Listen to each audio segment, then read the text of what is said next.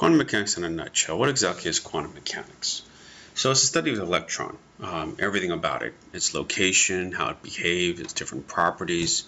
So we're going to go into that. The first thing we need to understand in order to understand an electron is that it has two different ways of looking at it. You can look at it as a particle or you can look at it as a wave. We're going to focus primarily on waves. That's the most common way you need to be aware of it. So in order to understand how it behaves as a wave, you need to understand what a wave is to begin with. So what exactly is a wave? Wave is basically anything that is able to travel, cause energy to travel, which in this situation, there's a couple different features you need to be aware of. First, you need to be aware of what's called the wavelength. The wavelength is the distance between two crests. So crests are basically the top of the wave, or two troughs, which is the bottom of the wave. So you can call it the top and bottoms, it doesn't really matter. But the key is it has to be the distance between the two tops or the two bottoms. You'll get the same wavelength each way.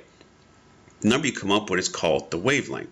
So when we say it has a wavelength of 300 nanometers, what we're implying is the distance between this wave and this wave, or these two crests, are exactly 300 nanometers. That's what we're trying to represent. So make sure you understand that. So frequency, on the other hand, is the number of waves passing a given point per unit of time. So what is that in English? How many times a wave, like let's say this is your point, how many times the wave traveled through this location? So obviously the more it travels through it, the higher the frequency. And what dictates that? The length of the wave. Long waves, as you can kind of imagine, it's going to take a little longer for it to get through this point each time. Whereas smaller waves, because the close distance between two different crests or different troughs, are going to get through it pretty quickly. So which one needs is a higher frequency? This does. And the reason for it, shorter wavelength. So right there you have one of the more important relationships about waves and frequency. They're inversely related. So as frequency goes up, which is represented by the letter V, so as it goes up, your wavelength, which is represented by the symbol lambda, decreases. They're opposite of each other, and vice versa. If the frequency goes down, then your wavelength goes up. So they're opposites. Big wavelength means small frequency, and vice versa.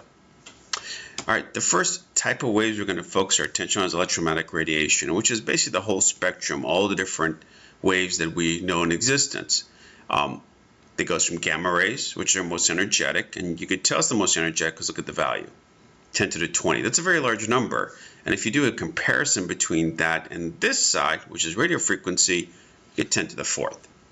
So this obviously has a lower frequency than this. Why? Because it's a smaller number. The way we represent frequency is either with S to -1 or with the unit hertz. They're synonymous. They're one and the same thing. So whichever one you see, it both represents frequency. And if you notice, this has the smallest frequency, but guess what? It has the largest wavelength. And you could tell because you're going from 10 to -11 to 10 to the 3rd. This is a much bigger number, so much bigger wavelength. So radio frequencies are very large waves. What's the significance? Well, because they have low frequency, they're not going to hurt you. They don't cause any damage. That's why we have radio frequencies all around us, radio waves all around us. On the other end of the spectrum, you get hit with gamma rays, that's a lot of pain and damage. Why? Very high frequency, very low wavelength.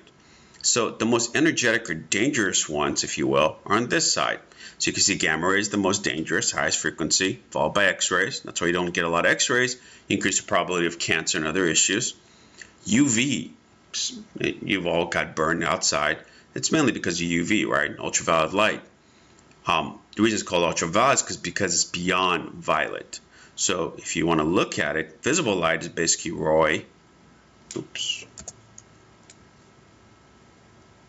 G BIV. So red, orange, yellow, green, blue, violet, and that's what this is showing you here. So which one of these is the lowest frequency? Red. Why? Highest wavelength. It's the least dangerous. This is why red lasers are very common.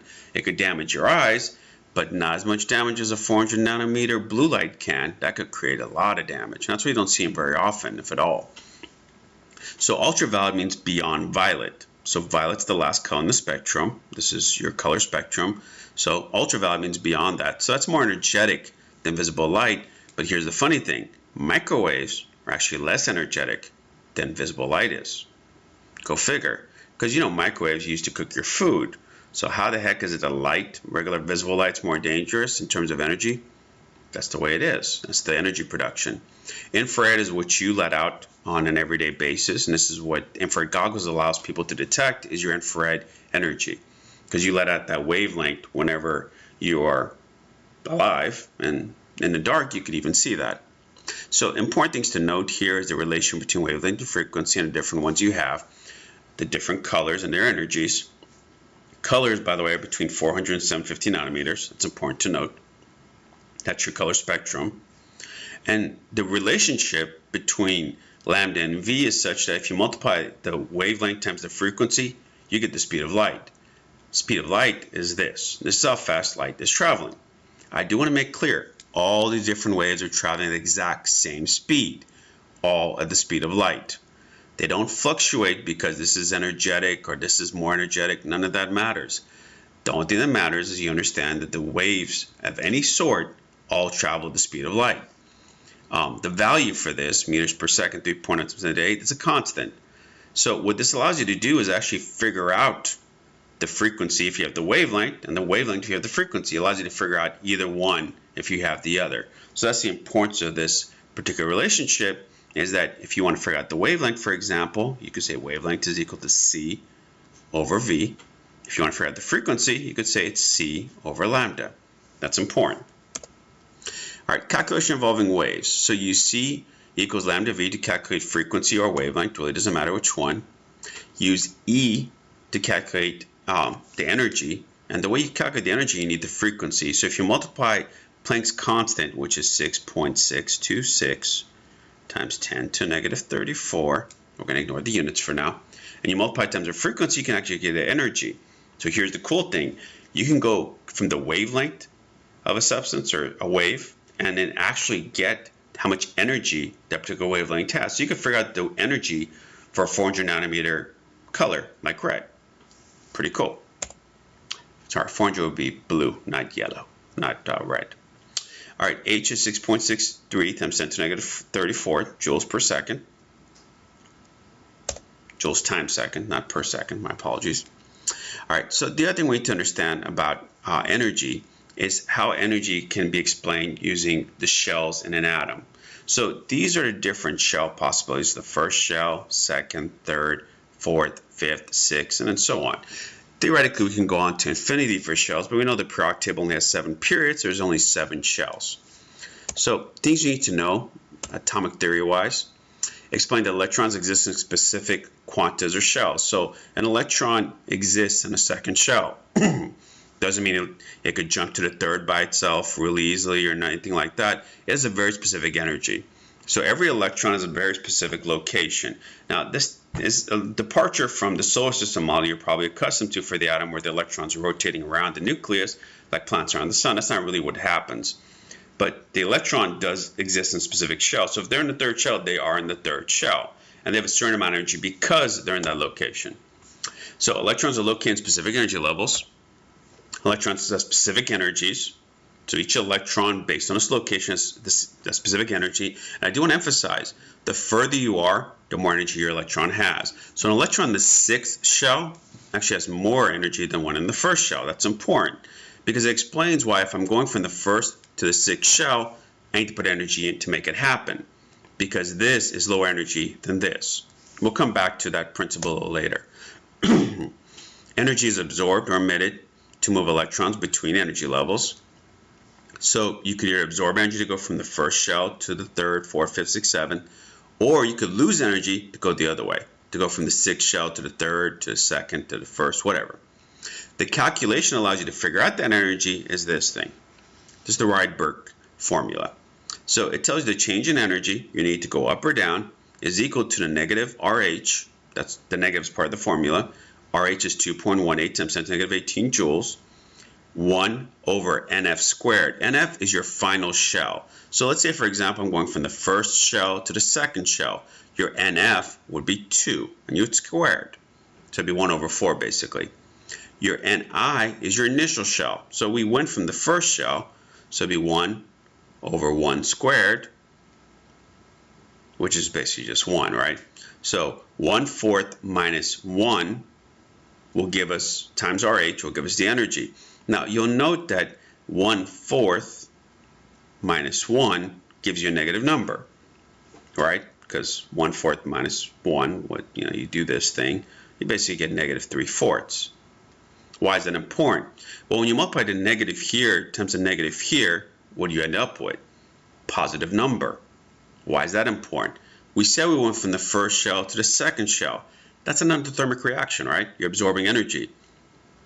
Thus, you get a positive number from this because of that. So it has to make sense. So if you know you go from the first and the fifth shell and you end up getting a negative number, something went wrong. You need to put energy in to make it go up, because it has to absorb energy to go up and release it when it comes back down.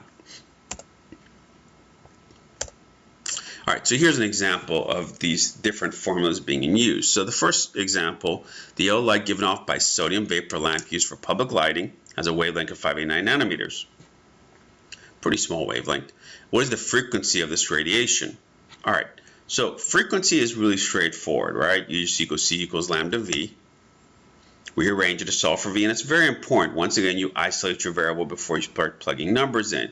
It's very easy to just say C equals lambda V, plug in your numbers, and do the math. Don't do that. Isolate your variable before you even start putting numbers in. It makes it a lot simpler. So then we set it up.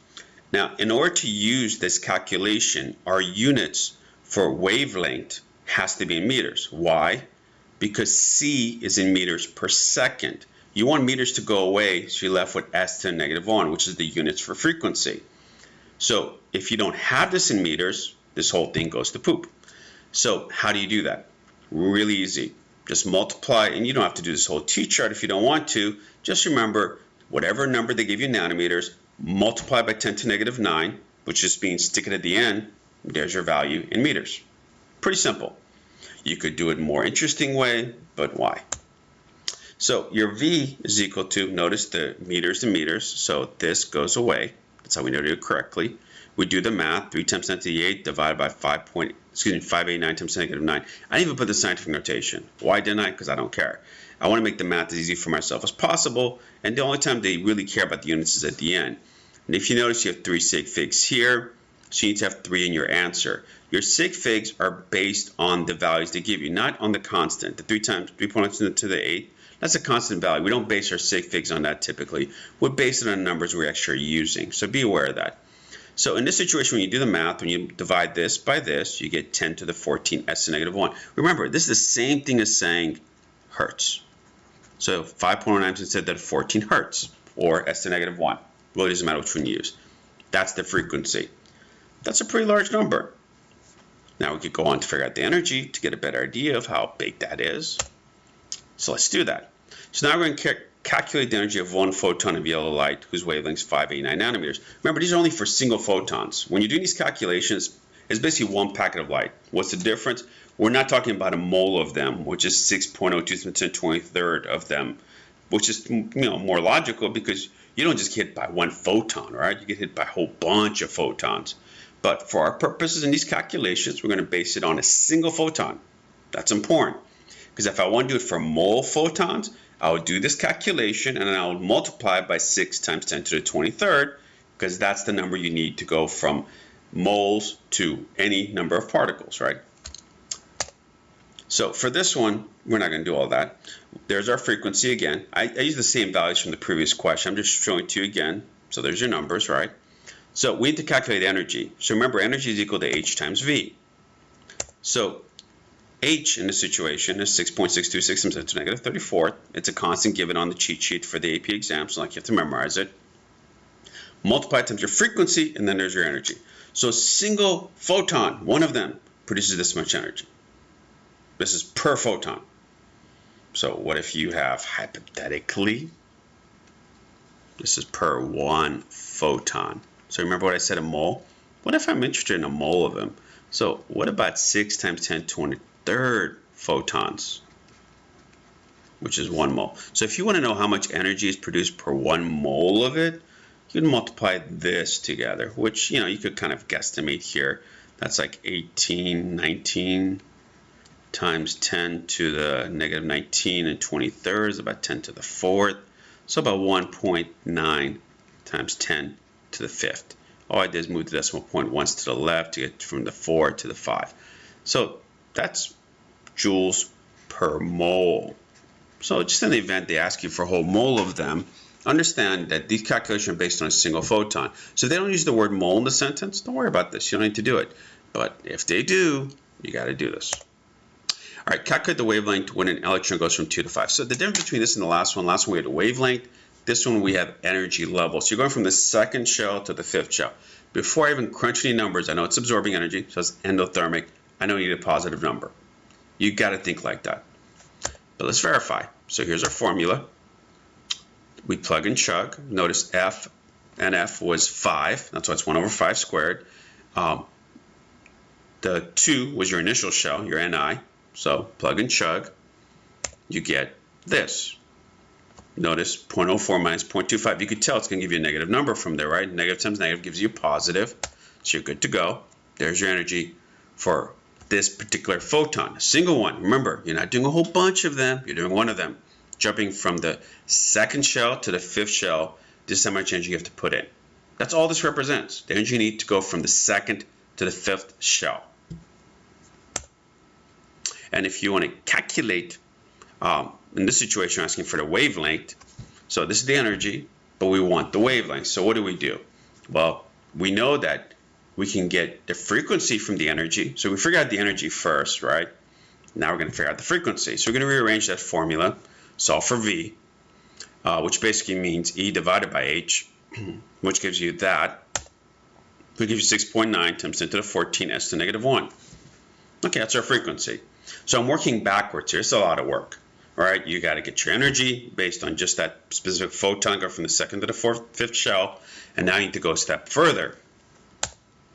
So for this part, there's your wavelength, which becomes 434 times 10 to the negative 9 meters.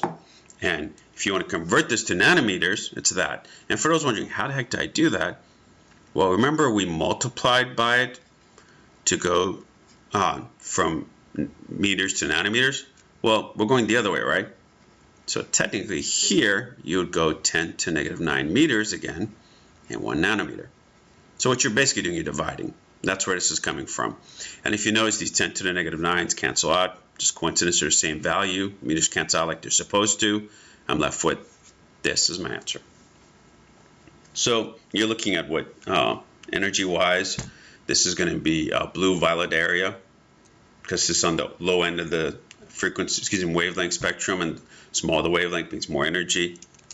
So that's what we're looking at. This is the color light you would see, which is fascinating because now you can actually use the energy calculations and the way, going from the energy, you can go all the way to the wavelength and get the color. You could tell what color you're supposed to see. How cool is that, right? All right, so now let's go on to quantum mechanics. So we have the basics of waves and some calculations involving energy and frequency and wavelength. But we need to move on to quantum mechanics, which deals also electron configurations. So what you're trying to do for quantum mechanics is tell the exact location of an electron. You're like the GPS system for the electron. Which city it's in, which street it's in, how many feet away from the building, whatever. All the specifics. This is what the quantum mechanics does. These quantum numbers, which is a system of letters and numbers, ironically, it tells you exactly where the electron is located. Good news, you don't have to know all the quantum numbers part. There's a whole system for that, but they don't really test you on it. You just need to know how to use the letter system predominantly. Okay, your first quantum number is your shell. Your shell can be 1 through 7. Technically, it could be 1 through infinity because anything's possible, right? So what does that principal quantum number tell you which shell it is? So if I tell you 4s, I'm telling you an electron in the 4th shell. The s, we'll talk about what that represents in a second. Higher the shell number, the more energy the electron has. Extremely important. Please remember this. Why is it easier to remove an electron from the 5th shell than the 1st shell? The 5th shell electron has more energy already inside of it, so you need to put less to get it out. Whereas the first shell is really close to the nucleus, has great attraction, it's hard to remove. And we'll talk about ionization energy a little later. But I want you to understand, this is very important, the bigger the shell number, the bigger number you see for these, for that first value, the further it is from the nucleus and the more energy it has. Number of electrons, if you want to calculate how many electrons a specific shell can hold, let's say I tell you it's 4s. You're like, you know what? How many electrons can the fourth shell hold? How do you do that? Really simple. You square the number first, then multiply by 2. Please don't do 2 times 4 and then square it. That's just bad math. So 4 squared is 16. So I just plug it into this formula, 4 squared, and then multiply times 2. So I get a total of 32 electrons. So the fourth shell can hold a total of 32 electrons. You can do this for any of the shells. All you have to do is just plug in the shell number here, squared, multiply by 2. That's how many electrons can be there. All right, subshell is basically what's the general region electrons found. So these are the different types of shapes you're looking at, different regions. So if you have an S subshell, it tells you that the electron is located somewhere in a sphere. Obviously, the bigger the number, 2s, 3s, the bigger the sphere. That's all that second quantum number does. It tells you what's the general region. So you could find this electron somewhere in the sphere, somewhere in the sphere, somewhere in the sphere. If it's a p subshell, which is the other, so you have 4 different letters that could be represented by that second quantum number. So your first quantum number, remember, is the shell. The second tells you your subshell. And what is your subshell basically? Where the electron can be found. Like for P, it can be found either in the Z, the Y, Z, X, or Y axis. So Z has 3 different possibilities. So you can find this electron either somewhere here, here, or here. That's what the subshell tells you. So when you see P, that's what it really means. Now, do you really need to sit there and overanalyze? No, you don't. I just want you to understand what the heck it is. And all it is basically, what's the region of electrons? Are you going to find the Z-axis, the Y-axis, the X-axis? That's what this information tells you. D is even funnier. Look at this. These are your possibilities. It could be in, if you have it, the first electron could be here, could be here, here, here, here. The different possibilities. Because it's so weird, you don't have to sit there and memorize all these shapes or anything. I just want you to understand where it's coming from. But that's what it basically is. So the second quantum number tells you. So if I tell you 4s, I'm telling you it's in the fourth shell, and the electron is somewhere in the sphere. If I tell you 4p, I'm telling you it's in the fourth shell, and it's in one of these possibilities. The electron's either on this axis, or this axis. Which one is not really important right now? So that takes us to the third quantum number. Describes where the orbitals on the x, y, or z axis. So now that we have identified there's 3 possibilities, like for P, for S there's only one axis, right? So if you look at it, there's only a single axis. This is all you got, somewhere in the sphere.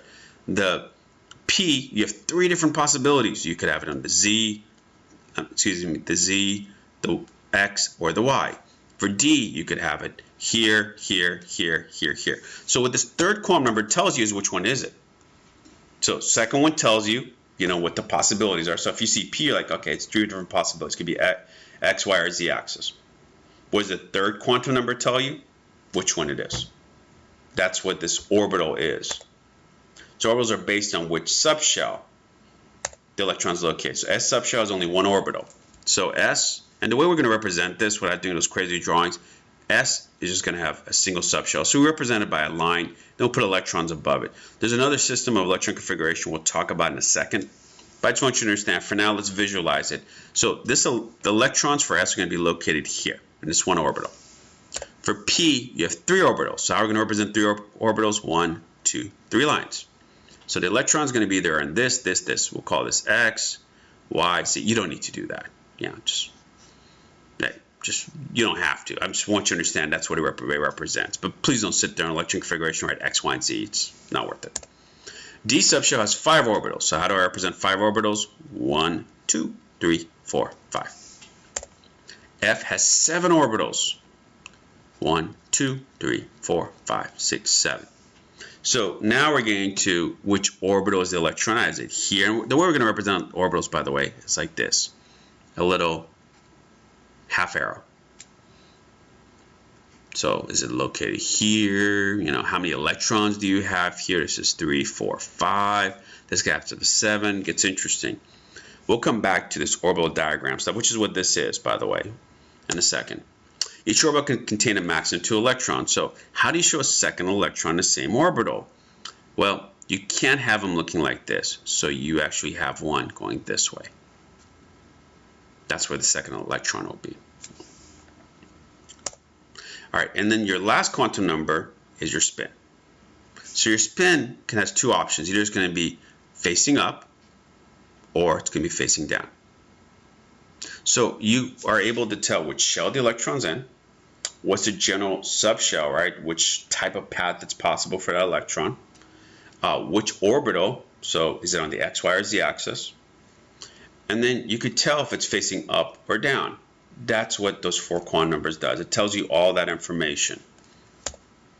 So to describe whether you have a positive or negative spin. So the first electron, just FYI, has a positive spin. The next one has a low spin or negative spin. So rules to be aware of. 1, Pauli exclusion principle says no 2 electrons can have the same spin in a single orbital. Impossible. So don't do it. Hund's rule says that all orbitals in a subshell must be occupied with a positive spin electron before one with a negative spin can occur. What does all this mean in English? So let's say you have P, right? P has 3 orbitals. What this first law tells you is that you cannot do this. That's a big no-no. They can't face each other, ever. So when you do that, you are contradicting Pauli exclusion principle. That's all Pauli is telling you. They can't have the same spin, whether it's both facing up or both facing down. You cannot do that. So Pauli tells you that's a no-no. Hund, on the other hand, said, you know what? Let's say you have these 3 orbitals. Let's say we have a total of 4 electrons that are possible for this subshell, theoretically. What Hund said is that you cannot do this.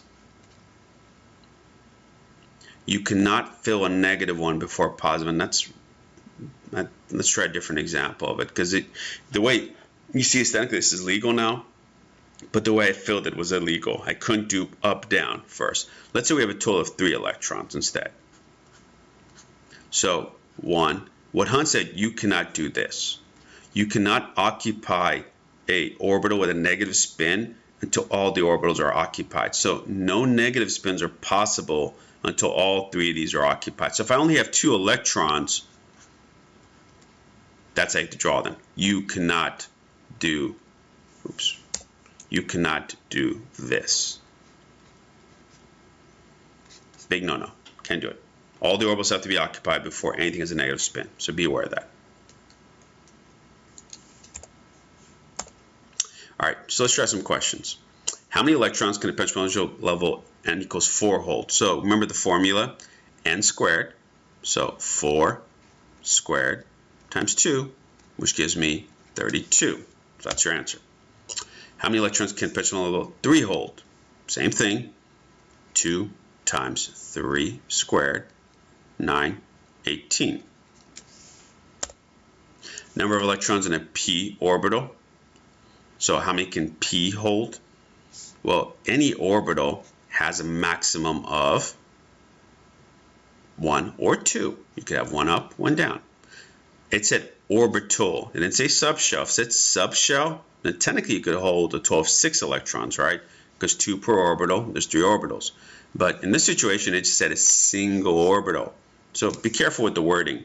Subshell and orbital, 2 different words. Subshell refers to all 3 orbitals. Orbital just refers to 1. Whether you say d orbital, p orbital, or s orbital, that's only 1 single location. And that could be a maximum of 1 or 2. Number of electrons in a p subshell.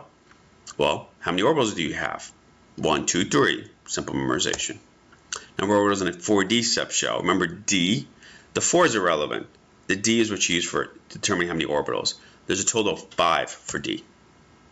A number of electrons in a 3d subshell is the maximum. Which orbital can hold 2? You have 5 orbitals. 5 times 2 is 10. All right, so now we get to the part of electron configuration. How do you draw electron configurations? The way we're going to draw electron configurations is by using the periodic table. So, for example, this is fluorine, this is chlorine, this is argon, this is neon. So let's try a couple electron configurations.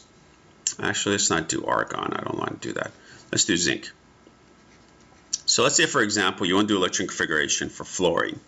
You just follow the periodic table. So 1s, 2. The first 2 electrons for this element, so it has a total of 9 electrons. What you're trying to do is locate those 9 electrons. Where the heck are they? So how do you do that? You fill it from lowest energy to highest energy. Lowest energy is 1s. What's next in terms of energy? 2s. What's after that? 2p, 3s, 3p, 4s, 3d, 4p, and so on. That's the way this works. So all you're going to basically do is use the periodic table and follow along from left to right. Understanding that your D is going to be 1 less than your period number. So D starts in the 4th period. So 1 less than the period number means 3. So D starts with 3D, not with 4D. You don't go 4S, 4D. I know what you're asking. Why the heck is this happening? It turns out that the 3D electron has more energy than the 4S electron, even though the 3D electrons are in the 3rd shell. So if you have this your nucleus, right? 1, 2, 3. For some really strange, and here's our 4th shell, this 3D electron here has more energy than an electron located further away. Makes no sense, but that's the way it is. That's all this is telling you. This is still in the 3rd shell. I want to make that clear. 3D is still in the 3rd shell. It's not in the 4th shell. It's not a valence electron. 4s is your valence electrons. But because your 3D electron, for whatever strange reason, has more energy than the 4s, we draw electron configuration that way. Remember, it's lowest energy to highest energy. The other thing you want to notice, these 2 down here are members of period 6 and 7. They're pulled out. Why? To make the periodic table more condensed, so you could easier see it. You could see it more easily. So the way this works, after 6s, you don't do 5d, you do 4f, because the ones before these 5d electrons are the 4f electrons. If you look at the periodic table, you see what I'm talking about. So you would actually go 4f, you go 6s2, 4f14, and then you go 5d10, and then after 5d10, 6p6. So it's extremely important you use this to help you figure out the periodic table. It's a really easy system. First 2 groups are your s blocks. These at the end are your p blocks, and the p blocks are basically going to follow the period number. So if you're like, well, what's this one over here? Well, it's in the 5th period. It's in a p block, so it's a 5p electron. This is your d block. And remember, your d block is 1 that's your period number. So this element, whatever it is, the zinc, is in the 4th period, right? So where's the electron located? Well, it's located in 3d. Why 3d? Because that's the way the system works. Same thing with down here. So just be aware of that. So let's get back to this. We're going to follow from lowest energy to highest energy. So 1s2, 2s2. Look, I'm just following along. Then comes 2p. And where's my stop sign? P1, P2, P3, P4, P5. Notice 5, 7, 9 electrons. That's the electron configuration for fluorine. So if you're asked to draw electron configuration from fluorine, this is all you would do. Now, if you want to do the orbital diagram, theoretically, so it'll be 1s, right? Here's your 2 electrons. Then you have 2s, remember 1 orbital. There's your 2 electrons. And then 2p, remember p has 3 orbitals. So 1, 2, 3, 4, 5. That's the orbital diagram. If you want to do it for fluorine, that's what it'll look like. All right, so let's try another one. Let's try chlorine. So chlorine, same thing. We start with 1s2. The way this works, you fill it up in order. So 1s gets filled, and how do you fill it? By putting a 2 there. Then 2s gets filled. How do you fill that? By putting 2, because that's the maximum that particular orbital can hold, that subshell can hold. Then you need to go through 2p, right? So we're going to go 2p6, so we need to fill all of them out. Then we go to 3s2. Look, all I'm doing is following the periodic table, and you go all the way here to 3p5. So that's chlorine. Now, what if you want to do neon? Well, neon is really easy. Just go 1s2, same as I've always done. It's the same pattern every time. It doesn't change. And then 2p6 because it's on 1, 2, 3, 4, 5, 6, in the 6th location. That's how the system works. And then your last one, your zinc. My stop sign is going to be 3d10 because that's what it is. It's 1, 2, 3, 4, 5, 6, 7, all the way to 10. That's where I stop. So I'm going to keep on going from left to right until I get to my stop sign. So I'm going to go 1s2, 2s2, 2p6, 3s2, 3p6. All I'm doing is just following the periodic table left to right. Then comes 4s2 and 3d10. And there's your electron configuration. So that's how you use the periodic table to do electron configurations. So the first one, remember the first value represents your shell. Your second value represents your subshell. And those exponents basically tell you how many electrons are located there. Now, when you add them all these together, you should end up with the electron configuration for the element. It should match the number of electrons. So you could count 6, 8, 10. You look in the periodic table, what neutral atom has 10 electrons? Neon. So for hydrogen, it's 1s1, helium 1s2, lithium 1s2, 2s1, carbon 1s2, 2s2, 2p2. Notice 6 matches the atomic number, which is your number of electrons because the atom is neutral. Sulfur, go all the way to 3p4. All right, so let's try some more. Chlorine we already did. So remember, it's 1s2. So you're going to look in the periodic table for chlorine. You're like, okay, it's in the 3p5. It's going to be the stop sign. So you're going to keep on filling until you get to 3p5, and you're done. So maybe that's the easy way of looking at it. So figure out what your stop sign is, and then just go left to right in the periodic table until you get to the stop sign, and you're done. So like for strontium, where is it at? You look to see where its stop sign is, which turns out to be 5s2. So you're going to go 1s2, 2s2, 2p6, 3s2, 3p6, 4s2, 3d10, 4p6, 5s2. Stop sign, you're done. To verify you're correct, if you add them all together, you get the atomic number for strontium. And for iodine, where's the stop sign? I believe that's like 5p5. So you can keep on going to get the 5p5. Notice we went through the 1s2, 2s2, 2p, 3s, 4s, 3d, 4p, 5s, 4d, and then finally 5p5, and you're done. That's how you draw electron configurations. Orbital diagrams, all you're doing differently is you're showing arrows instead of exponents. So you can see for lithium, 1s2, 2s1 looks like that. Beryllium, 1s2, 2s2. Boron, now you have an up arrow. Notice how it's abiding by Pauli exclusion principle, not showing two up arrows in the same orbital. You also see that it's filling in order. So it's putting an electron by itself first before it pairs it up. And then carbon, nitrogen, oxygen. So the only thing you really have to pay attention to is make sure your first arrow is up, second one's down, and you're good to go. That's how you do orbital diagrams. So these are useful if you want to know how many electrons are spin paired. Like in this situation, none of the p electrons are spin paired, but the s electrons are. Spin paired means both electrons are in the orbital. So it's occupied. You have an up and a down arrow. That's spin paired. This is spin paired, so you have one set of electrons spin paired. Here you have two sets. There's 2 here that are not spin paired, 3 here not spin paired, 1 here is not spin paired. We'll come back to what that means later. And here's later. So what spin pairing does is it determines if you're paramagnetic or diamagnetic. So if your electrons are not all spin paired, like these are all spin paired, right? So these are diamagnetic. This is not spin paired, paramagnetic, paramagnetic, paramagnetic, paramagnetic, paramagnetic, diamagnetic, because all the electrons are spin paired. So what's a shortcut for all this? Any element that ends at S2, P6, D10, or F14 is all spin paired, which means it's diamagnetic. Everything else is paramagnetic. What the heck is pair and di, you ask? Well, let's look at it.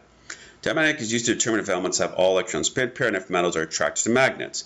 So that's what diamagnetic and paramagnetic are for. There's something going to get attracted to a magnet if it's a metal.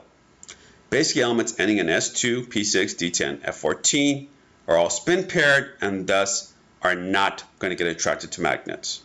Diamagnetic, no magnets. Magnets will not work, and if it's a metal anyways.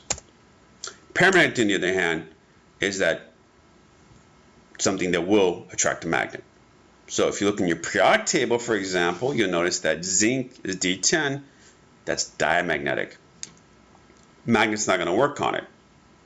Iron, on the other hand, is magnetic because it's paramagnetic, right? Not all the electrons are spin paired. You have basically D6. Why is that important? Guess what your coins are made out of? That's right, zinc. And guess what zinc is not able to do is work on a magnet. So you can't use a magnet on a vending machine, for example, to pull the coins out and get the money back. Sorry, it's not going to work. cool if you could. You would need something like iron. That's why they don't use iron. Besides the fact that rust, it's also because it's magnetic, so it's not going to really be advantageous for money. Electron configuration concepts you need to be aware of. Ground state means electrons are rated from lowest to highest energy. So the way we've been doing is called the ground state. That's all that is. So that's the ground state configuration. Excited state means something's out of sequence. So instead of seeing all the electrons fill in the order they're supposed to, something's going to be out of sequence. What happened here for nitrogen, we took a p electron and jumped it to the next shell. It could be the 3p, it could be the 3s, it could be 4, 5, 6, it doesn't really matter. The way you could also tell excited is that it's got the correct number of electrons for that element, but they're not filled in order. That's the only thing you need to pay attention to. Cations. Whenever you make a cation, you take electrons from the valence shell. That's a shell furthest from the nucleus. Why do I make a big thing about that? Fe2 plus, if you look at Fe, your electron configuration up to the ending will be 3p6, 4s2, 3d6. So when I show this to students, usually like 2 plus, okay, you take 2 electrons out because it's a positive 2 charge. They'll take it from the 3d subshell. You cannot do that. Do not take it from 3d because in a third shell, that is not your valence electron. Your valence electron's the 4s. So why did this look like this? Why is the 4s going poof? Because that's where you moved your electrons from. So remember, when you're ever taking electrons out to make a cation, always take it from the last numeric shell. Anions, on the other hand, you're going to add electrons. So where do you add it? The last numeric shell again. And in these situations, when you get anions, you will get a complete shell as a result of it. So you always end in P6 for any anion. That's just the way it's going to happen. Because the whole point of getting a negative charge is to get a complete shell. So nitrogen with a negative 3 charge would be P6. Oxygen with a negative 2 charge, P6. Fluorine with a negative 1 charge, P6. That's just the way it always is going to happen. So be aware of that. Some anomalies. Elements in group 6 and 11 have unique configurations. Elements in group 6, which is right here, and in S1D5. You would think it'd be 4s2, 3d4, but that's not what happens. The reason is that it's more stable for a subshell to be half filled than partially filled. So by doing, in this situation, you're going to get S1, D5. You're half filling both of these. That's more stable than doing S2 and D4. So everything in this group is going to follow this rule. It's going to be S1, D5 ascending. So if you do, like for this one, 6S, 1, 2, 3, 4, 5, 5, like for this one, molybdenum. If you do 5s2, 4d4, you'll be wrong. You would have to do 5s1, 4d5. Otherwise, it's the wrong answer. And same thing with this group. This thing does this S1, D10 thing. So everything in this group is going to end in S1 and D10. That includes silver and gold. So be aware of that. Those are the only 2 anomalies, and they do come up from time to time in questions. So when you ask the question about them, make sure you're aware of that. All right, basic rules of periodic trends, which is the next thing we're going to go over. Protons attract to electrons. Really simple. Opposites attract. Things you need to be aware of. Regards to that, the closer electron is, the greater attraction. So electrons in the first shell have greater attraction than electrons in the 5th shell. Common sense. Closer it is, the more attraction. More protons means stronger attraction. This is mainly applicable if you're talking about elements that have the same number of shells. So if elements in period 3, the more protons you have, the greater attraction you have toward electrons. If you're comparing 3 to 4, period 3 and period 4, that's not really the same, right? Because period 3 has 3 shells, period 4 has 4 shells, so the proton's not going to be as big of a deal. But if you're talking about elements in the same period, protons are the only deal. And electrons shield electrons from the nucleus, so more shells means less attraction. So as you add more shells, you have what's called shielding, which in English means that these electrons here in this 3rd shell or 2nd shell will shield the nucleus, block it basically, from these electrons in the outermost shell. And that means there's going to be less attraction to them. So that's what shielding basically is. The more shells you have, the more shielding, because there's more chance for electrons in the closer shells to block ones from the further shells. And complete shells are so stable, so results of gaining and losing electrons usually the completed shell. That's usually the byproduct. It's not necessarily the cause. I mean, realistically, it's like the atom's out there saying, oh, I need to get a complete shell. But if it's going to lose and gain electrons, it's going to make sure it gets a complete shell because it's more stable. So with those rules in mind, we're going to go over the trends. First, the radius. Distance from the nucleus to valence electrons. Remember, valence electrons are electrons furthest from the nucleus. More protons equals smaller size. So if you're comparing elements in the same period, more protons, same size. Why? Because when you go, like let's say the second period, this is your nucleus, this is your first shell, this is your second shell. All your electrons are being added to this exact shell. So what's going to determine how attracted they are to the nucleus? Number of protons. The more protons you have, the closer they are going to be to the nucleus and the smaller the size.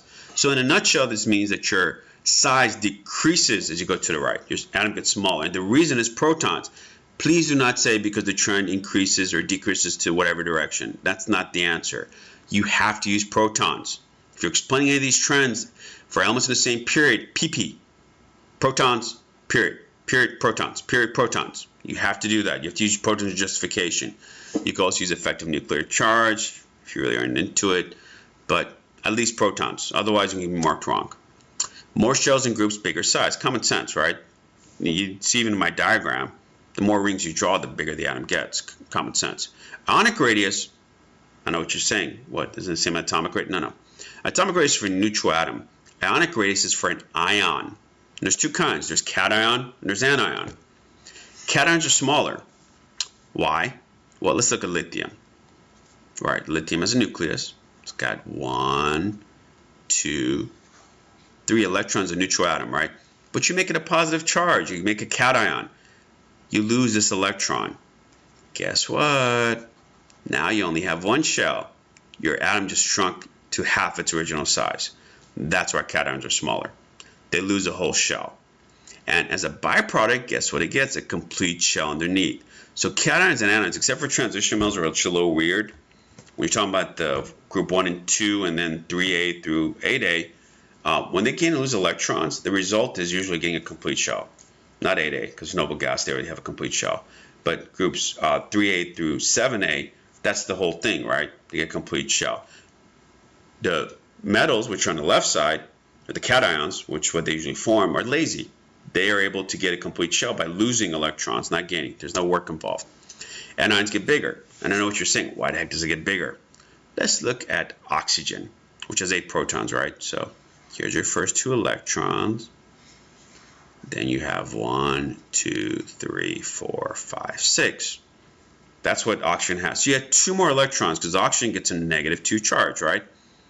So what happens? You add it here. Here's the thing. Electrons hate each other. They repel the heck out of each other. So when you add these 2 electrons, they repel the rest of the electrons on the same shell because they're all in the same shell, right? So what happens? The atom doubles in size. So what's your explanation? When you form an anion, you increase electron repulsion, which is a fancy of saying electrons don't look like each other. As a result, the atom gets bigger in size, double the size. Just like cations get half the size, anions go double the size. Interesting little fun fact. But that's the reason, because of that. Now, if you're comparing a cation to an anion, it gets a little more complicated because you have to count how many protons it has and then see if they're isoelectronic. Isoelectronic means they have the same number of electrons. So oxygen is this. Let's say we have, so when you get this, you have 10 electrons. So that's neon's configuration. Let's say we do sodium. Sodium would look exactly like this. So this is oxide, but this is also Na+. Because when sodium loses an electron, it gets a complete shell like this by losing its 1/3 shell electron. Now, why do I want to point that out? Which one of these is smaller, the sodium or the oxide? Now, these are isoelectronic because they have the same number of electrons. That's a common comparison. You're going to see that a lot. How do you know which one's bigger? Count your protons. Because they have the same number of electrons, you can't use that as your base. The same number of shells, can't use that. This has a total of 8 protons. This is a total of 11 protons. Guess which one's smaller? That's right, sodium. more protons, smaller size. So when the atom is isoelectronic, even if they're in different groups, different periods in the periodic table, you can figure out which one's smaller by looking at your protons. That's about the only time it counts. Ionization energy, the energy you need to remove an electron, can be the first, second, or third ionization energy. It gets really cute. More attraction to electrons, the greater the value. So this basically is telling you that the smaller it is, the greater the ionization energy, right? Because the smaller it is, the greater attraction to its electrons. Because if you're looking at elements in the same period, as you go to the right, what do? You add more protons, more attraction, which means higher ionization energy. So this is the opposite of size. As the atom gets smaller, going to the right, ionization energy gets bigger. Harder to remove an electron because the electron is close to the nucleus, so it's more attracted to it. You need to put more in. Electronegativity, on the other hand, attraction of an atom to electrons. Cuteness factor, how cute the atom is. So noble gases are all zeros. They're all ugly. They have complete shells. There's no reason for them to attract electrons. Please remember that. They have zero electronegativity. The rest of the elements, same trend as ionization energy. So that means your electronegativity increases as you go to the right and as you go up a group. Because as you go down a group, what happens? The atom gets bigger. And the bigger it is, the less attraction to electrons, the lower the ionization energy, the lower electronegativity. But as you go up, less shells, smaller size means more attraction. More attraction means higher ionization energy, high electronegativity. So noble gases have zero because they're not attractive. All right, imagine your electrons have. Energy depends on how far the element is from the nucleus. The further it is, the more energy it has. Please remember that. So the trend for ionization usually is, as you go to the right, it gets bigger, right? And look at this. This is ionization energy. This is showing you that lithium is 500. In case you didn't notice, these are elements in the same period. So this is beryllium. This is boron. This is carbon. This is oxygen. This is nitrogen. And what you'll see here, you see how the ionization energy decreases between beryllium and boron? That shouldn't be happening. Boron has more protons. It has 3 protons to beryllium's 2. There should be greater attraction, but that's not what's happening. So what the heck is going on? That's when the anomalies come in. That's what we have to pay attention to. So we're going to discuss what that is. So electrons in a p orbital have more energy than electrons than the s. This electron configuration for beryllium, this is for boron. So when you move the first electron for boron, you're removing it from here, the p electron. And we said the p electron has more energy. So because it has more energy, you need to put less in to get it out. The more energy an electron has, the less energy you need to put to get it out. It's kind of like who's going to be more likely to go outside and play with you? Someone that sits on a couch all day and has low energy, or someone that does exercise all day? Person that does exercise all day, right? Because they have more energy to begin with. Same principle here. So the p electron is easier to remove than the 2s electron. It's not because of complete shell. Don't make a silly argument like that. It's based on where it's removed from. So it turns out that for every member of 2a versus 3a, this holds true. That the ionization energy actually goes down. So this is 3a, 2a, 3a. So and the reason for it, and the reason you can explain it, because the p electron has more energy and thus has a lower requirement of energy to remove than the s electron. So removing 2 p electrons from B takes less energy than removing 2 electrons from B. Another easy way to put it. That holds true for anything between 2a and 3a. Please remember that. The other possibility is nitrogen versus oxygen. So I'm just going to draw the p electron for it just so you could see. So this is the one for nitrogen. This is the one for oxygen. The only difference is this one's been paired. So you're like, whoa, whoop-de-doo, what's the big deal? Remember we said earlier, half-filled is more stable. So this is more stable than this is. What's the significance? Look at the ionization energy between these two. Nitrogen actually has a lower oxygen has a lower ionization energy than nitrogen. The reason for it is because nitrogen has a half-filled subshell, which is more stable. So that's why it drops. Because ordinarily, what you expect it to be, instead of doing this little thing like this, it should be going like this. So this is the reason. This is for any elements in period 5a versus 6a. This theory holds true. So N requires more energy to remove its electron because it's half filled. I should have said that. Because it has a half filled subshell. Come on. Subshell,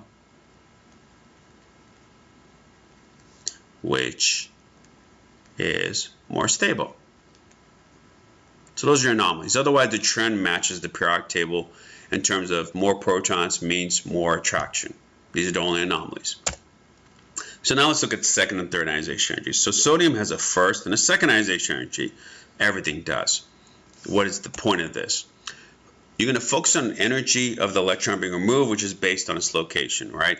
So why the heck does this electron require 10 times the energy of this electron? What the heck? How does that make any sense? Where's it being removed from? For sodium, this is removed from 3s1. For the second electron, 2p6. Guess which one has less energy?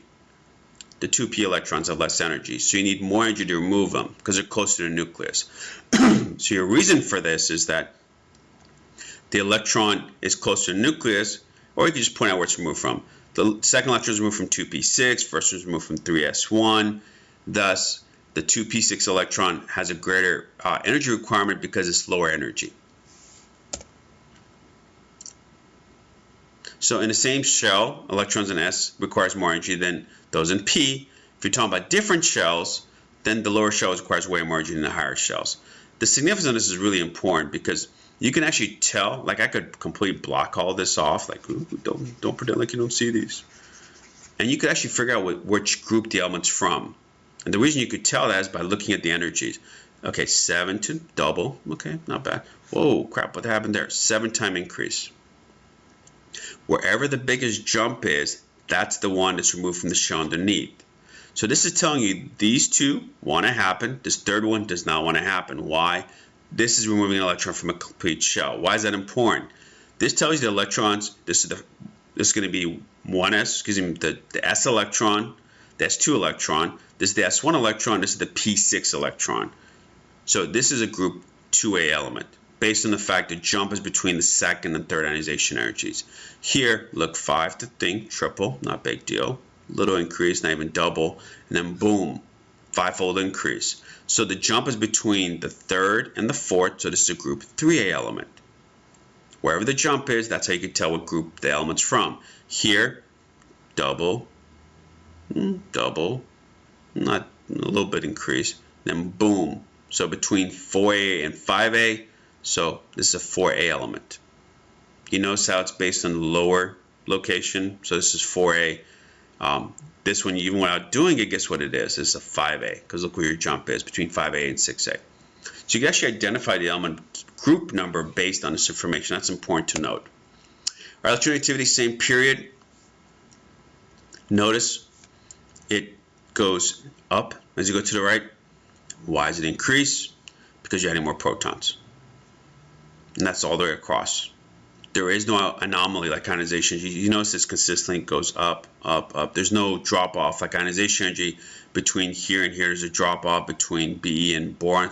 Not happening with electronegativity. It's consistent. The only thing you need to know, the noble gases are all zeros. And as you go down, guess what happens to ionization energy? It goes down. Why? Atoms getting bigger, less attraction to its electrons. So that's why electronegativity decreases. There's more shielding too. That's no way of looking at it. Same group, more shells means greater shielding from nucleus and less electronegativity. Atomic radius, look what happens to the size.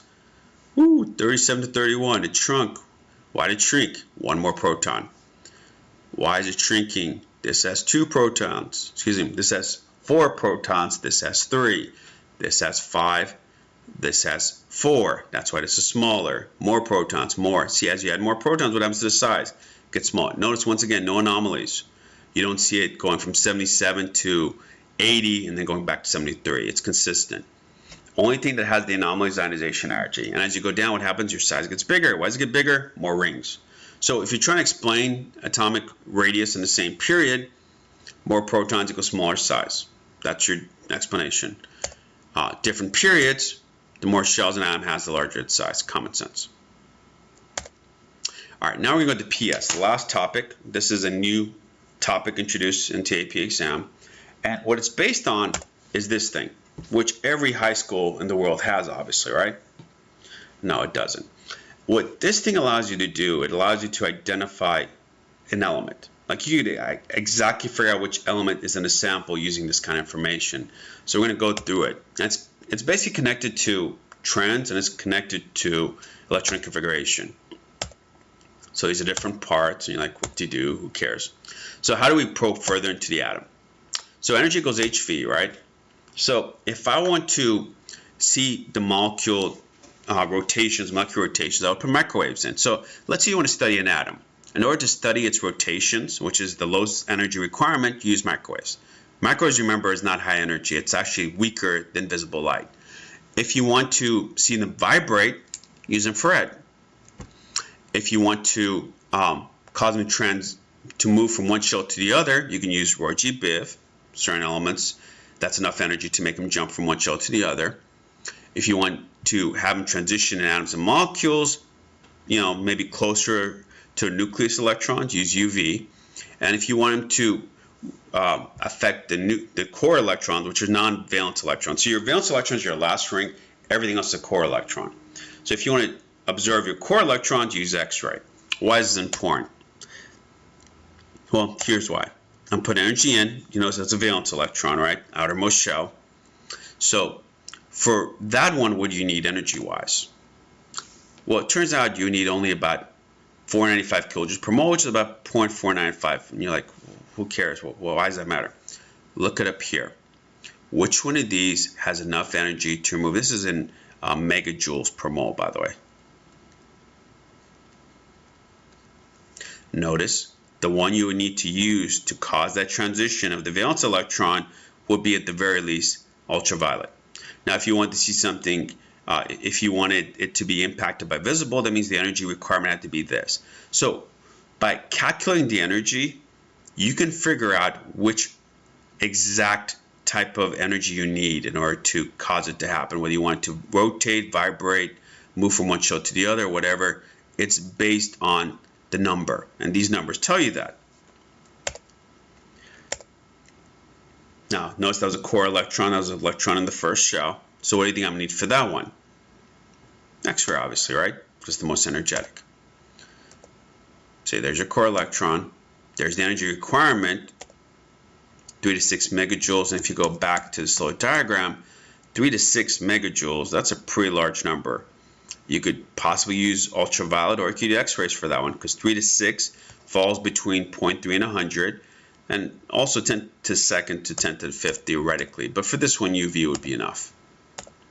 And by the way, X-ray can make all those other things happen. You could cause it to vibrate, to transition, do all that stuff. So it depends on what you're trying to study, what you're trying to analyze. What we want to do is none of this stuff, this vibration, all that stuff. What we want to do is identify the elements. So we're going to take this a step further and use the data. So this is the machine. You put either X-ray or UV source. You jump energy into it. That was a core electron. Notice, see that little bump that popped up right here? So the next one, you're moving another core electron. There's a bump here. That was a valence electron. Remember, it was right there. That was a core electron right there. It's just repeating itself more or less. And then next electron, once again, valence electron. So what this tells you is exactly how many electrons are in each location, each subshell. So the more energetic the electron is, the closer it is to the nucleus. So which one of these is representing the first core electron? Is this one, right? And that's why you're going to read these, by the way. The biggest number one, which is usually on the left. Sometimes they'll get cute and put on the right side the biggest number. Just fix it on the biggest number peak. Whatever your biggest number peak is, it is always going to be your 1s2. Always, without fail.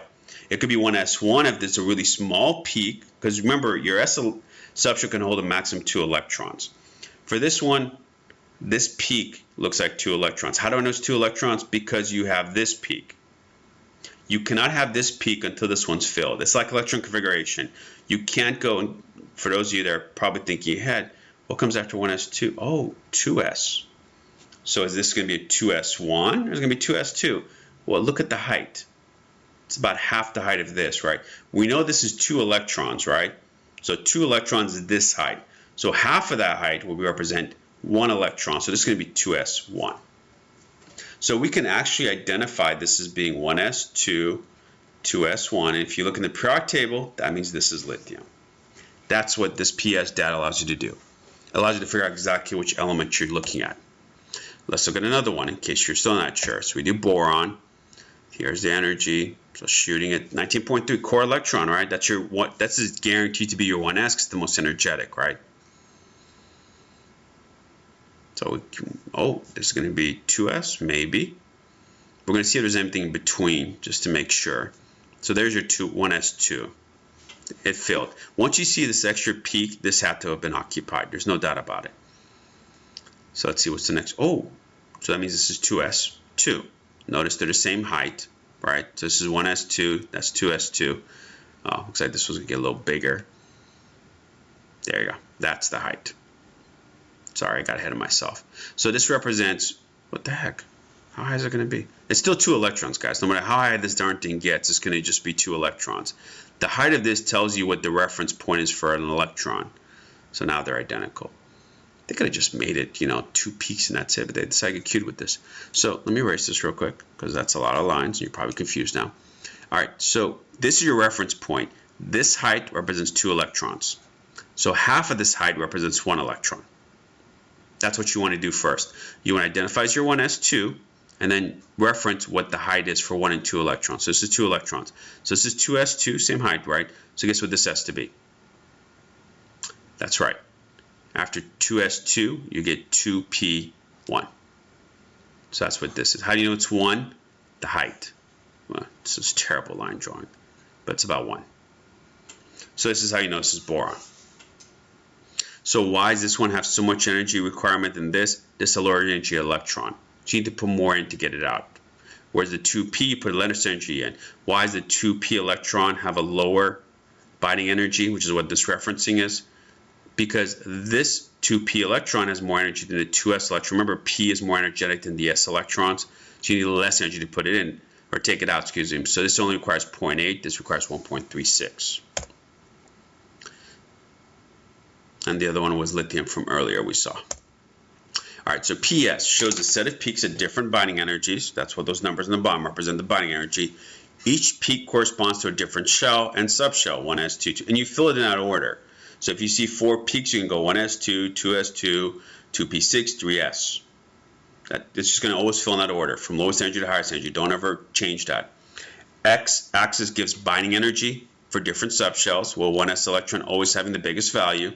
Y-axis tells us the number of electrons in that subshell. So the height, which is called the intensity, is the number of electrons. And that's going to be either 2 electrons or 6. They don't really go D, so you don't see 10 electrons. So you're either going to have 2 for S or you're going to have 6 for P, because that's how many electrons are possible in S and P. All right, so X represents 1s2. Y, it's the most energetic. So what's next? This is 2s2. This is 2p6. Here's our reference point. Each line represents 1 electron. So 1, 2, 1, 2. This represents 1, 2, 3, 4, 5, 6. That's why it's 2p6. Then this is 3s2. And then 1, 2, 3, 4, 5. This is going to be 3p5. That's how you could identify it. It says 3p6 here, but this is 1, 2, 3, 4, 5. So it should have been 5, not 6. All right, analyzing data from PES. So where's our 1s? Right here. Just knock that out right out of the way. Pretty energetic, right? 84, 4.7. So he's a little further from the nucleus. This is going to be 2s2, then 2p. Okay, our reference point. Each line represents 1 electron. So 1, 2, 3, 4, 5, 6. 2p6, we know this is neon, we haven't doing anything. So which element does this spectrum represent? Neon. We already figured that out because that's what it looks like. All right, next question. Given the spectrum above, identify the element in its electron configuration. So this is going to be 1s2, 2s2, 2p6. I don't even need to count because I can't fill this until these are all completely occupied, right? So it's 3s2, and then this one, we know each line represents one electron, so it's going to be just 3p1. So which one of these is it? Aluminum.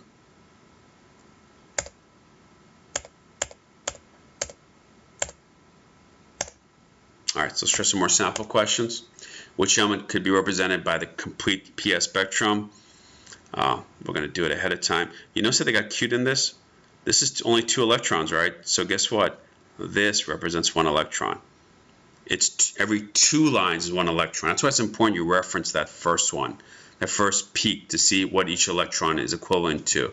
So this is also 2 electrons, so it's going to be 2s2, and then this is going to be 2p, 1, 2, 3.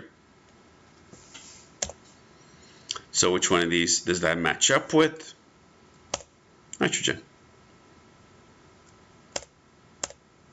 Which of the following best explains the relative positioning and intensity? So these are both 2s electrons, and that's important. Don't get cute. These are just both 2. This is not a situation where you're saying, oh, this is 1s, this is 1. That's not what this is about. They're telling you these are 2s peaks. So these are both 2s peaks. Okay, what's the question? Which of the following best explains the relative positioning? So B has a greater nuclear charge than lithium. Is that true? Yeah. Beryllium has a total of 4 protons, whereas lithium only has 3. So does that explain why the binding energy for beryllium is larger? Look, if you notice, between 10 and 12, whereas this is between 4 and 6. Yeah, that definitely does. Why? They're in the same period, and every time they're in the same period, it's nuclear charge or protons. They're kind of synonymous. Nuclear charge is based on protons, in case you forgot. So beryllium has a greater nuclear charge than lithium, and more electrons. So is that true? Well, Be has 2 electrons, right? Because it's a complete 2s subshell. So I was one, yeah, that makes sense. That's your answer. All right, given the preferred electron spectrum for the phosphorus and sulfur, which of the following best explains the 2p peak? 2p peak for sulfur is further to the left than the 2p peak for phosphorus. So let's first figure that out. 1s2, 2s2, 2p6, 3s2, 3p6. So we're looking for the 3p peak for that, and the 2p peak for phosphorus. So we're looking at this one. We'll fix in on this one first. Same thing here, 1s2, 2s2, 2p6, 3s2, 3p6. Okay, so let's fix it on these. So you notice this one, it's further, or is this one further? Well, they're telling you, explains why the 2p peak of sulfur is further to the left. So sulfur is further to the left. Oh yeah, you could actually see it if you line them up, because they actually lined it up perfectly. Yeah, so this is further to the left. So why does this one have more energy required to move its electron? They're in the same period. So what's the same period always going to be? Nuclear charge protons. Nuclear charge protons. So S has a greater effective nuclear charge than phosphorus, true, and 3p sublevel, and S has a greater electron repulsions than sulfur. What the heck does this second part mean is what you're probably thinking, right? Each time you add an extra electron, you have greater repulsions between them. Greater repulsions between electrons mean greater distance. So that means the energy requirement is going to be different because of it. So that is the correct answer. The real reason is just that. The other stuff, obviously not great nuclear charge, great number of electrons, no, none of the other ones make sense. All right, number 4. So looking at the spectra for sodium and potassium, which of the following would explain the difference? So these are just 3s. These are both 3s. First off, why is this one shorter than this one? This is 3s for this. This is 3s for this. So you're like, well, why is this one higher? Look where potassium is compared to sodium. Sodium ends at 3s1. That is the ending.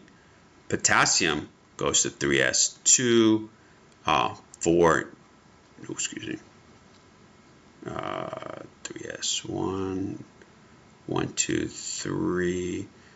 Sodium is a 3s electron. Yep, sorry, that's a 3s1. This goes 3s2, 3p6, and then 4s1. So the last electron for both of them, because they're in the same group, are both in the 4s1. But you notice how this one is a complete filled s orbital because potassium had to go through it and complete it before it get to 4s. So that's the reason this is taller, because the 3s for this one's already complete for potassium, however for sodium it's not. So that explains the height part. But what about the energy? They're in the same family. So if it's the same family, what do we fixate on? Shells, shells, shells, shells, shells. So K has a greater nuclear charge than sodium. That's true. Technically has a greater nuclear charge, but remember different shells. If we're comparing 4s versus 3s, then that becomes a moot point because this one and this one are different distances apart, so nuclear charge won't matter. But what's the difference here? We're talking about only the 3s. We're not talking about the 4s. We're talking about the 3s for both of them. So can nuclear charge play a role? Most definitely. Yeah, because this has 19 protons for that 3s electron, whereas this has only 11 protons for that 3s electron. So that could definitely be it. K has more electronic repulsions than sodium. Yeah, it does. It does have more. Sodium has 1 valence electron in 3s subshell. Yeah, but that doesn't really matter. Sodium has electron shielding than potassium. Yeah, technically. But which one of these explains this situation? The nuclear charge. And for those wondering why can't it be the shielding, if it was the 4s versus 3s, yes, definitely shielding is your explanation. More shells, definitely. But we're only talking about the 3s electron, so shielding is out the door. We don't care about it because we're not comparing the valence shell anymore. We're comparing a specific subshell, and that's what makes the difference. And as far as potassium is more electron repulsion, absolutely true, but that's mainly going to be involved if you're talking about the 4s again. You're only talking about the 3s's, so that's not relevant. All right, looking at the spectrum for sodium and potassium, which of the following would best explain the difference in signal intensity? Why is one taller than the other? Why is potassium taller than sodium? We already answered this, ironically, because sodium has 1 valence electron in 3s, and what does potassium have? It has 2 s electrons, whereas potassium only has 1 in that location. And the last question, given the full electron spectrum of scandium below, which of the following best explains why scandium commonly imitates positive 3 charge and ion to positive 2? Removing 3 electrons releases more energy than removing 2 electrons. Sounds interesting. Theoretically, it should require more energy, but we don't know if that's true.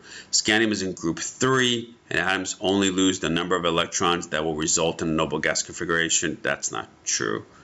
Not in a general sense.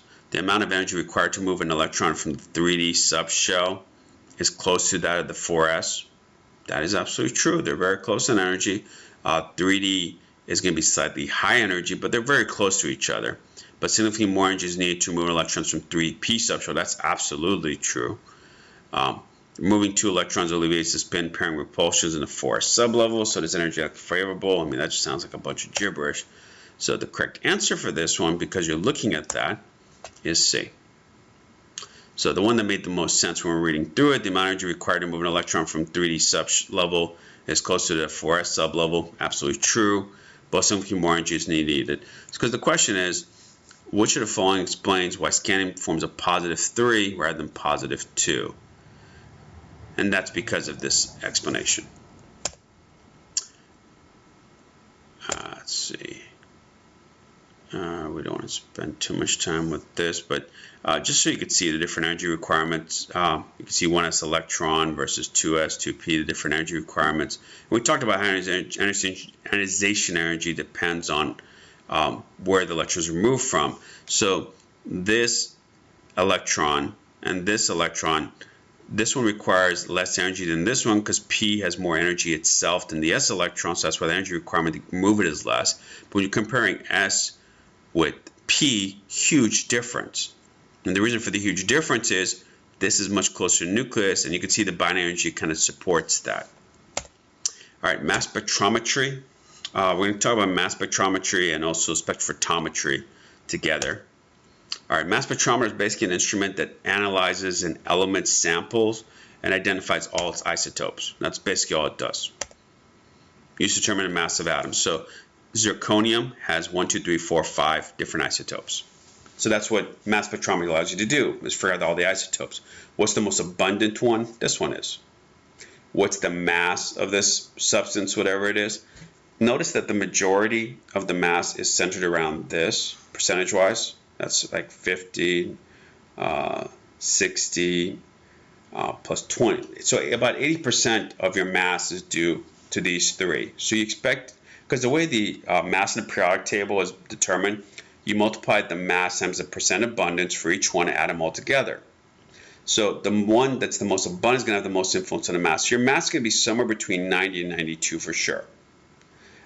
And that's what this other piece of information just gives you. It tells you all the different isotopes. So it tells you that the biggest mass isotope is this one, right? Because it's got the biggest number. They all have the same number of protons. So the one has the biggest number, also has the biggest number of neutrons, in case you didn't know that. And how many isotopes do we have? 1, 2, 3, 4, 5. That's all the data you can really surmise from this. Please don't go beyond that in terms of what this thing can do. It can show different isotopes and different samples. So for copper, copper 63 makes up 69% of the actual mass. This makes 31%. So you expect the mass to be somewhere here. Why? Because this is the majority. If it was exactly 50-50, you expect it to be right here, but it's not.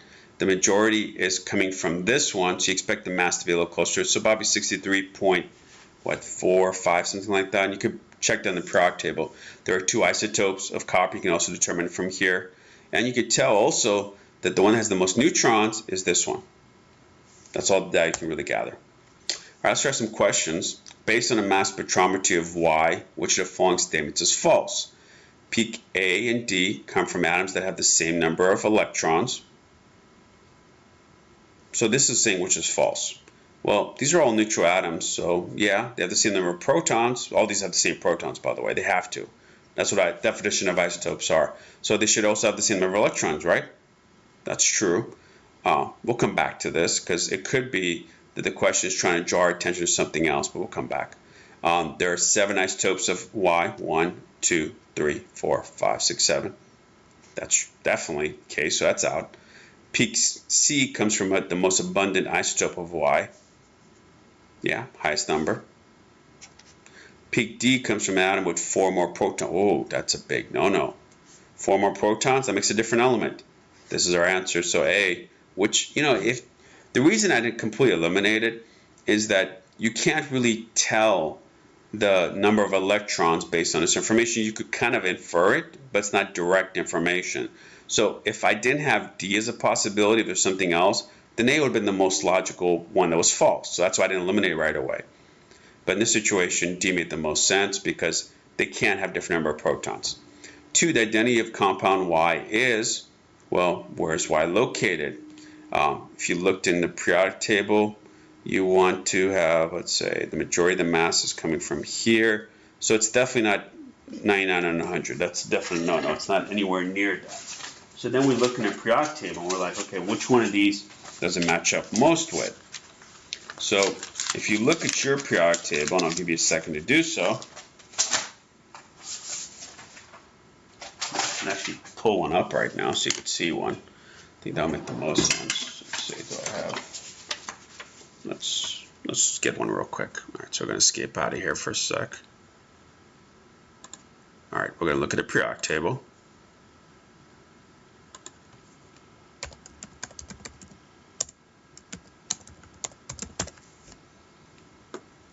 So let's pull one up.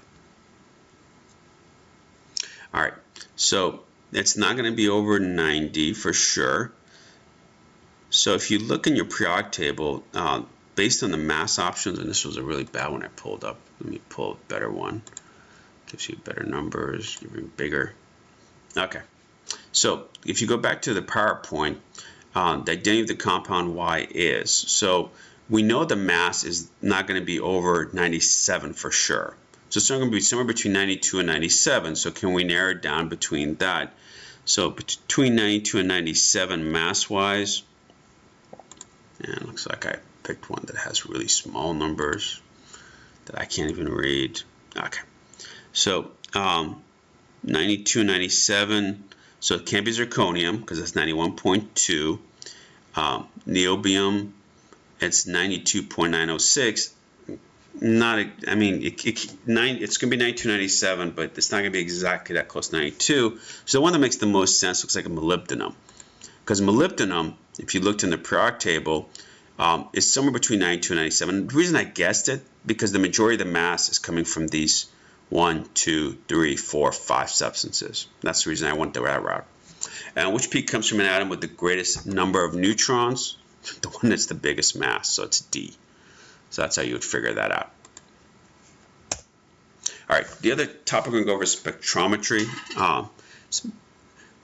spectrophotometry to be exact. So we're going to talk about Beer's law, and what basically this principle is, you have a light source, and this is what spectrophotometer does. It shines light through this lens, and then it shines it through your solution. Now, what this does, it gives you what's called an absorbance value. Absorbance is how much of this light got absorbed through it. And the way it measures it, it knows how much it went through from this end, and knows how much it got to this end, and from that I can tell you the absorbance. Now, the important thing about this is that there's an inverse relationship between the amount that is absorbed and the amount that's transmitted. So the more that's transmitted, the less is absorbed, right? Because if a large amount of the light went through, that means most of the light went through, there's very little of it that got absorbed by the solution. What makes it get absorbed? Something inside there, chemical particles that are colored. And that's very important to note about this. You can't do spectrophotometry for a substance that is clear. It has to be colored. That's the requirement. If you have a colored solution, you can actually figure out the concentration of it using absorbance data. That's what this whole situation allows you to do. So a specific wavelength enters the sample and is absorbed based on the color and concentration of the solution. So you notice this amount goes in, this much comes out, so the rest is absorbed by this colored solution. More concentrated the solution, the greater the absorbance of light. So the higher the concentration of the solution, the more it's going to absorb, because there's more particles inside that sample that's going to absorb the light and prevent it from going through. So it's going to allow less to get transmitted through. So what Beer-Lambert does, it allows you to do this concept. By using absorbance data, you can figure out the concentration of a solution. And the way you do it is you first would put the sample in by itself. So let's say you're doing Gatorade, for example. You would look at it and you put on a full spectrum and you see what its absorbance is. You see the majority of absorbance is right there, which if you notice data-wise, and this is the information you get from it, the highest peak is 505 nanometers.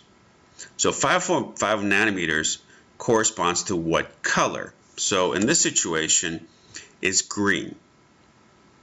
505 is red, so the color that's going to be best to use to analyze it is green. And the reason for it is that you want to pick a complementary color. So here's what all this means in English. You put your sample in by itself, you get a peak. Whatever the highest peak is, you look at the wavelength, and from there, you would figure out what the complementary color is. So 505, for whatever reason, gives you the wavelength of green, so you're here. And then what you do, you pick the complementary color to green, which is red. So that means that when you're putting your spectrophotometer, you would make sure you shine red light through it.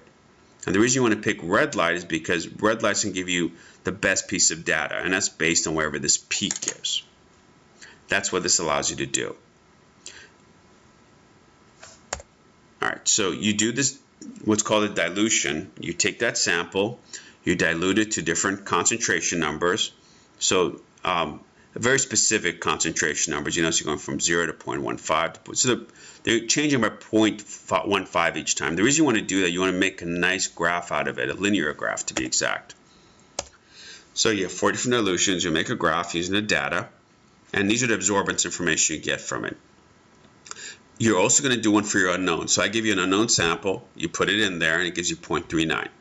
Remember, these are all the same sample, meaning the same type of chemical for all of them. So these unknowns are just watered down versions of each other. And this is another version of that same color, but you don't know the concentration, you just know the absorbance data. You can kind of tell this is between these two. So you can kind of ballpark it ahead of time and assume your concentration of this unknown is between 1.5 and 3.0. But you want an exact number. You don't want to guess. So how do you do that? You make a graph based on that data. Here's my different points, 1, 2, 3, 4. Best fit line. So even if some of the points, you can see this was a little bit off, we still draw a best fit line through all of them. And what this tells us is basically absorbance basis concentration. The equation for this, because it's a straight line, is y equals 1.64x minus 0.02. Substituting for x and y, so absorbance is going to be your your y-axis is going to be absorbance. Your 1.64x, x represents concentration. I just got that from the graph.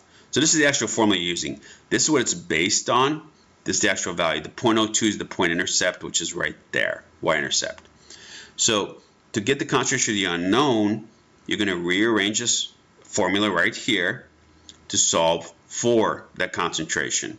So concentration, which is this part, is going to equal to, you take 1.64 and divide it out, and you add 0.002. That's what I did here. So this is the actual formula you're going to use to figure out this concentration. When you plugged in your number, so 0.39 was the absorbance. If you notice in the previous slide, this was my absorbance, 0.39. I'm going to plug it into this equation, and I'm going to add 0.002, divide by 1.64, and there's my concentration. So that's how you determine the concentration of an unknown chemical using spectrophotometry, which is basically light shining through a solution. There's your original data point. And that is quantum in a nutshell.